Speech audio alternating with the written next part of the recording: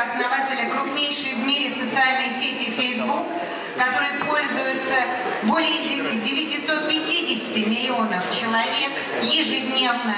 Из них 500 миллионов человек пользуются этой сетью благодаря своим мобильным устройствам. Но я буду рада представить вам также Михаила Лялина, который присутствует здесь. Он основатель компании The Top Lab и создатель игры Cut the Rope. A lot of time traveling. I spend almost all my time back in Palo Alto building our products and working with our product teams. But maybe once a year or so, I'll go visit some country which is particularly important in the world for our mission of trying to make the whole world open and connected. And it's been awesome so far. I've gotten a chance to see a lot of different parts of the city and talk to a bunch of different folks. And it's really an honor to be invited to come here to this university. Students, in a lot of ways, are kind of the core of Facebook. And I don't know how much you guys know about the history of how we got started. Is this college really true? So, I don't really know where to start besides that. I guess the real story here is that when I was growing up, even before I got started actually working on Facebook and building it. I remember I had the internet when I was in elementary school and middle school, and I remember I had access to Google, first search engine, when I was in middle school. And it was this really interesting moment for me because it's like for the first time you can get access to all this different information that you want to have. And it just seemed amazing, right? I mean, no other generation before ours could have access to that much information. It just seemed like this totally different thing. But as time went on, what I kind of realized was that, being able to look up information is cool and is really useful. But what I really cared about, what the people around me really cared about, was knowing what was going on with the people in their lives. Right? I mean, we as people are so hardwired to want to be connected to the people around us, and we process the world through other people, and so many different parts of the brain are like just purely developed to kind of be able to read people and process emotions and process language to communicate with people and things like that. There was nothing like that was out there on the internet. And you couldn't use a search engine to be able to find out what was going on with the people around you, because what was going on with the people around you wasn't just out. No one shared that. It wasn't on the internet indexed, ready to be found in a search engine.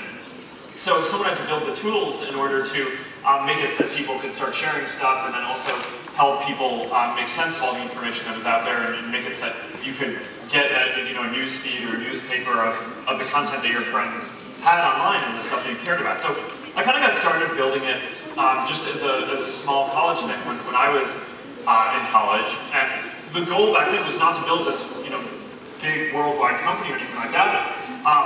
But just to make something that I wanted to use with the people around me. And I was really passionate about it, and I wanted this thing to exist. And the first thing didn't have some huge grand plan. I just, I kind of hacked the first version together in a couple of weeks, because I just wanted to throw it out there and see what happened. And then over time, people from different schools wrote into us asking to have it. So we spent time, me and my roommates at the time, just kind of opening Facebook up at different schools, and then eventually different schools across the world, and then allowing anyone to sign up after a couple of years. We just kind of kept on building the next thing until we now have this network where over 900 million people around the world are actively using it. More than 500 million people use it every day, and it's just really this huge kind of honor to be able to build products that many people use, and that's kind of how we got here. Well, I mean, whether it's mobile or not, I think there's this opportunity now with these new technology platforms. Mobile phones are one, I think social networks is another important one, to just reimagine almost any kind of product category that you can think of, right? So, music, is an interesting example where, you want to be able to discover more music than the radio will play for you. Because they'll just play the same, 40 or 50 songs over and over again. And so one great way to discover music is, you can kind of follow people who have good musical taste, so you want to see what your friends are listening to, and that's interesting. So there are companies like Spotify is this example, this Swedish company, where they have this new model where basically you sign in with Facebook and then you have your friends there and you can see what your friends are listening to and you discover just a ton of more music. And that's an example of how their basic model is, because you're discovering so much more music through your friends, you then buy more, or you are more likely to become a subscriber so they can make more money and build a better business than any other music company or product that's out there. So it's really disruptive, right? Games have been another one where, traditionally, in order to get 10 or 20 million people to play a game, it's been a huge amount of marketing work that you have to put in, and very few games have achieved that. But through Facebook, you basically have this dynamic where someone's playing a game, they can easily share with their friends and pull their friends into the game, and there are many games that have reached tens of millions of users, so that's also really disruptive to that industry. So now, I think that basically every industry, I think in the next 5 or 10 years, is going to get really rethought to be mobile and social. And especially now, in the last version of iOS that Apple just shipped, they did this great Facebook integration, so now more easily than ever, you can just have your app be plugged into Facebook. I don't know. I mean, I think most apps that are succeeding on these platforms are already social and plugged into Facebook, and I think that that's just going to be an accelerating trend. So people want to do stuff with their friends. Well, it's easy to forget that not everyone has iPhones and these like really nice smartphones, right? So I mean, that's one of the things that I think is actually most interesting right now is,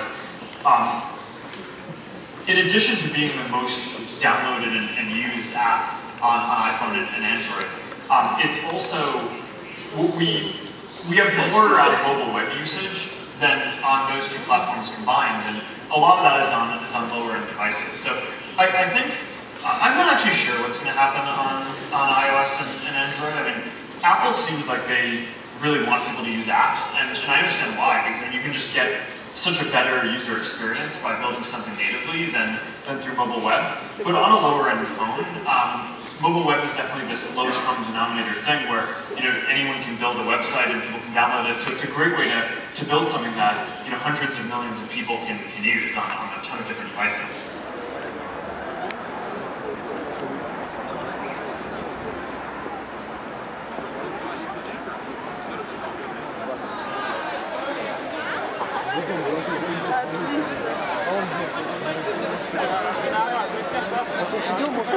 Или секундочку. Всем здравия!